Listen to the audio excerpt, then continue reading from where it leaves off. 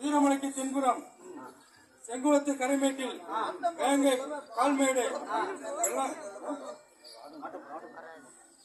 வெள்ளானை தலைமையாகவும் வைத்து நித்திரை செய்த போது என்னை அவசர நிமித்தமாக அழைத்த காரணம் என்ன விட்டு தெரிய வேண்டுமா?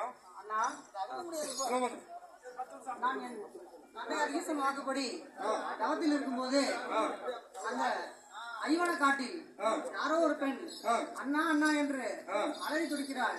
அது என் தவத்தை கலத்தி விடும் போல இருக்கிறது. உடனடியாக சென்று அவளை அடித்து அநியாயம் செய்ய வேண்டும் அண்ணா. அப்படியே செய்து வருகிறேன் தாயே.